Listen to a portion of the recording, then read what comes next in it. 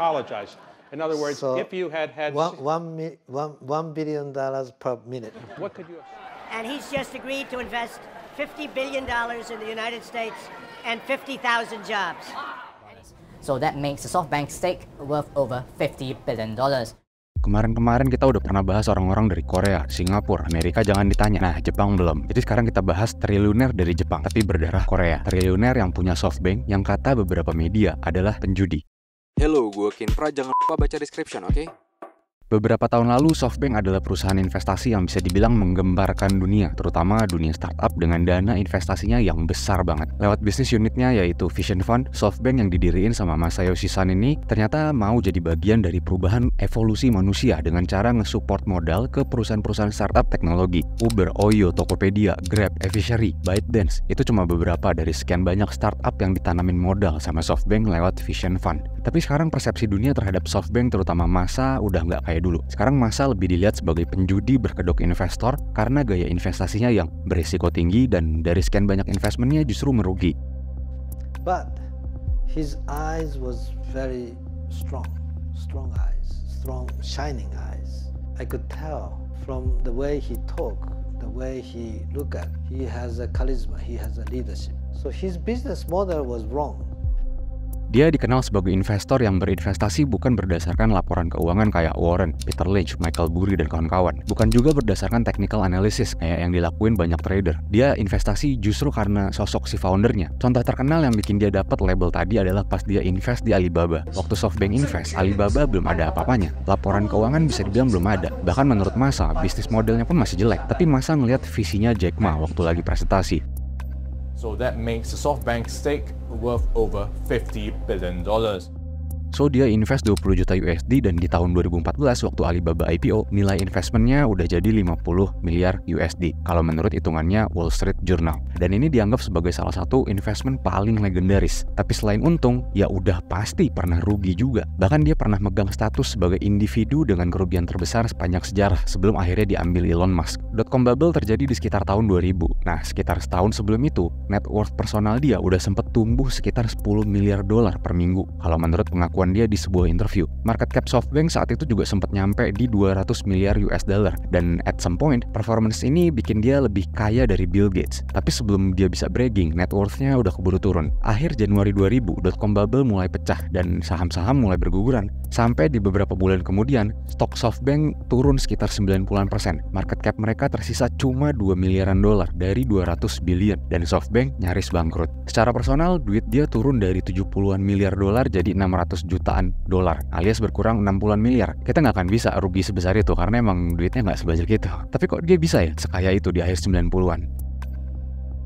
Oke, kita rada mundur dulu biar ngerti. Jadi Masa ini sebenarnya keturunan orang Korea yang tinggal di Jepang di era awal-awal setelah Perang Dunia. Nah, menurut Masa, waktu itu Jepang ini adalah negara homogenus, alias satu negara, satu ras, satu budaya. Jadi mungkin nggak terbiasa dengan perbedaan. Akhirnya Masa yang tinggal di sana sebagai outsider waktu masih kecil, bisa dibilang hidupnya ya menderita. Tapi justru karena itulah, dia jadi punya keinginan untuk bisa lebih maju dari orang lain. Di Jepang, Masa tumbuh jadi remaja yang ngefans sama foundernya Honda, Sony, termasuk bosnya McDonald Jepang, yaitu Den Fujita. Satu ketika Masa yang masih belasan tahun ini punya mimpi untuk bisa ketemu sama Fujita. So dia nelponin asistennya supaya bisa dibikinin janji buat ketemu. Setelah berkali-kali nyoba dan ditolak terus, akhirnya dia berangkat langsung ke kota tempatnya si Fujita tadi. Dan dia janji cuma perlu 3 menit doang. Yang penting bisa ngelihat sosok Fujita dari dekat. Tapi akhirnya Masa dapat waktu 15 menit. Di waktu 15 menit ini, Masa nanya yang intinya kayak what should I do? Dan si Fujita bilang komputer. Nah, nggak lama dari situ, di umur 16 tahun dia berangkat ke Amerika dan akhirnya kuliah ekonomi dan computer science di Berkeley. Di sini dia resmi masuk ke dunia bisnis IT yang mulai trending. Waktu sekolah, dia nggak cuma sekolah, tapi dia pengen making money juga.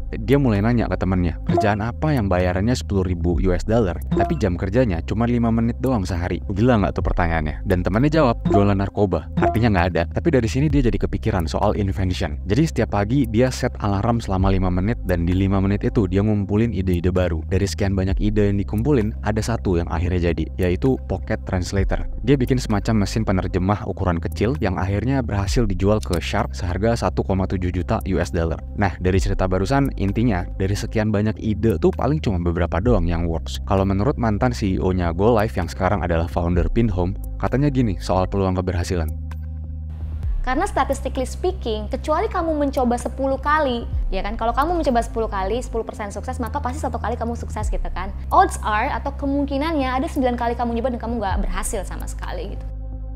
Anyway, selain translator tadi, dia juga ngerjain project lain yang akhirnya dia dapat 1,5 juta US dollar. Jadi in total dia udah generate sekitar 3,2 juta US dollar. Setelah kaya, dia balik ke Jepang dan bikin perusahaan sendiri. Terinspirasi dari tren personal computer di Amerika, perusahaan barunya ini ngejualin software-software buat komputer. Makanya namanya adalah SoftBank, kayak bank tapi isinya software. SoftBank terus grow dan pelan-pelan mulai berubah jadi perusahaan investasi. 2 early investmentnya yang terkenal adalah Yahoo di 96 dan Alibaba di awal 2000-an. SoftBank yang udah IPO ini sahamnya terbang dan memuncak di 18 Februari tahun 2000. Tapi selang beberapa waktu kemudian terjadilah crash.com bubble yang bikin dia kehilangan sekitar 70 miliar dolar secara personal. Dan pengalaman ini bikin dia kayak, oke, ini waktunya perubahan. Nah, di situ dia mulai ngeliat kalau mobile internet adalah the future. So, gimana dia bisa balik lagi jadi bilioner? And we are calling it iPhone. 2007 Steve Jobs ngerilis iPhone dan 2 tahun sebelumnya Masa nyamperin Steve di Silicon Valley. Di pertemuan itu dia nyoba ngeyakinin Steve supaya kalau iPhone masuk Jepang, partnerannya sama SoftBank aja, jangan sama yang lain. Akhirnya dia dapat deal itu. Tapi masalahnya SoftBank belum punya carrier, perusahaan provider atau SIM card. Nah, makanya di tahun 2006 SoftBank akuisisi Vodafone Jepang. Tapi duitnya dari mana buat ngakuisisi? Saat itu duitnya hanya 2 miliar dolar dan masih kurang 18 miliar. So dia ngeyakinin bank untuk minjemin duit. Lalu di 2006 muncullah pengumuman kalau Vodafone Jepang dijual ke SoftBank dan investment kali ini berhasil lagi. Setelah megang telekomunikasi, smartphone, dan website, dia juga masuk ke semikonduktor, which adalah inti dari segala smart device, mulai dari HP sampai mobil elektrik. Di tahun 2016, Masa invest di sebuah perusahaan Inggris yaitu ARM. Perusahaan ini nggak ngeproduksi semikonduktor, tapi mereka semacam ngedesain si semikonduktornya. Intinya mulai dari Intel, Apple, Samsung, TSMC, dan berbagai produsen semikonduktor lain itu pakai desainnya si ARM ini. Nah, menurut Masa, ARM ini nguasain 90%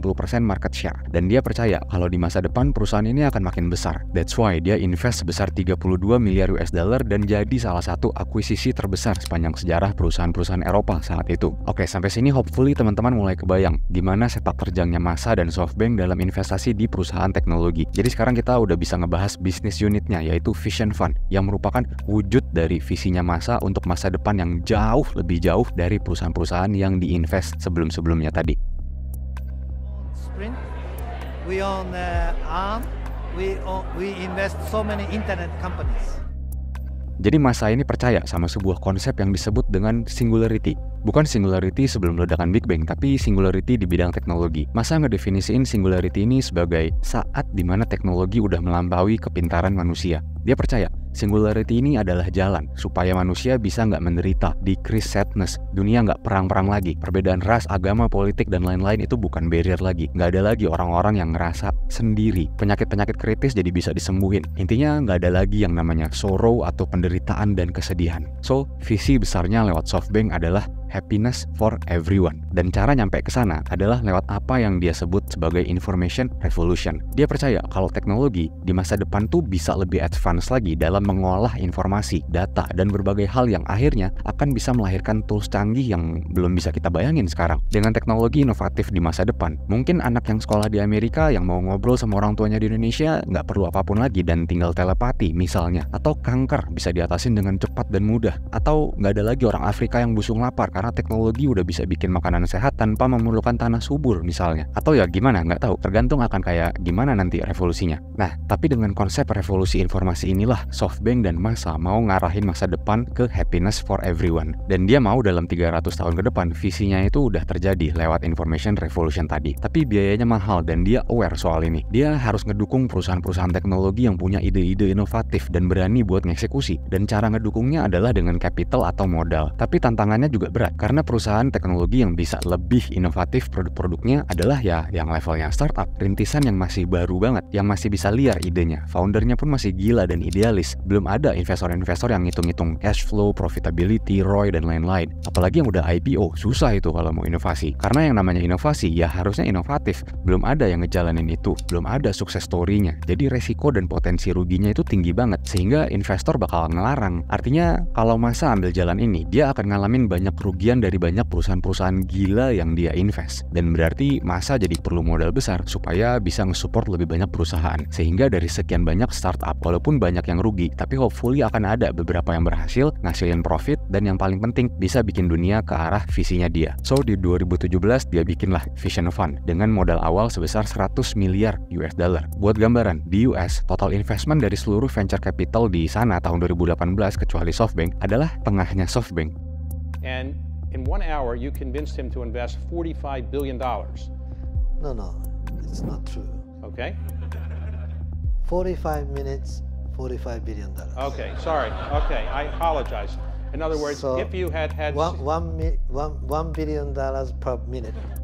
Nah, dari 100 miliar US dollar itu, SoftBank chip in sekitar 25%-nya. Tapi hampir setengahnya adalah duit yang didapat dari meeting selama 45 menit sama Pangeran Arab Saudi. Dan dari sekian banyak startup yang diinvest, ya sesuai ekspektasi, lebih banyak startup yang gagal, tutup, atau seenggaknya masih jalan tapi merugi. Penyebabnya apa? Ada yang emang karena idenya nggak works, sehingga nggak bisa generate sustainable revenue. Produknya nggak cocok di market, kalah dari kompetitor. Dan ada juga yang karena emang foundernya bandel. Contohnya tak lain dan tak bukan yaitu WeWork. Tapi sekali lagi, ya emang gitu nature-nya dari investasi di startup. Contoh nyatanya adalah pas Mike Markula investasi ratusan ribu dolar di Apple sekaligus jadi investor pertama di saat nggak ada yang believe sama Steve. Waktu itu Apple mana punya laporan keuangan, mana bisa si investor nginvest tanpa deg-degan karena abis baca laporan, oh dari 5 tahun terakhir net profit tumbuh sekian, PBV-nya sekian, PE-nya sekian, wah bagus, oke gue masuk dengan tenang deh. Nggak ada, justru karena visi dan confidence-nya Steve lah yang bikin si investor jadi pengen ngedukung. That's why kalau mau di stretch lebih jauh, sepertinya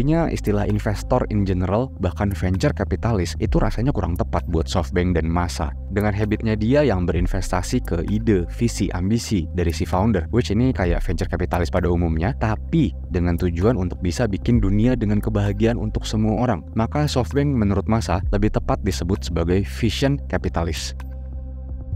Jadi setelah merhatiin perspektifnya Masa, rasanya kita jadi lebih ngerti sekarang kalau yang dia lakuin tuh emang ya beda dari investor-investor pada umumnya. Dan so far cuman dia yang segila itu dan yakin bisa ngilangin kesedihan manusia dengan segala harga, challenge, dan resiko, dan pressure, dan potensi rewardnya juga. Tapi kalau menurut lo gimana? Apa sebenarnya sama aja kayak investor-investor visi lain? Dan apa bisa happiness for everyone jadi kenyataan di dunia yang gak sempurna ini? Oke, jangan lupa kritisi dan jangan gampang percaya sama konten ini karena sebagian atau seluruh informasinya di-generate oleh ChatGPT. AI benar-benar makin pintar tapi bukan berarti pasti benar dan selalu benar dan paling benar. Follow Instagram kita @orelabor.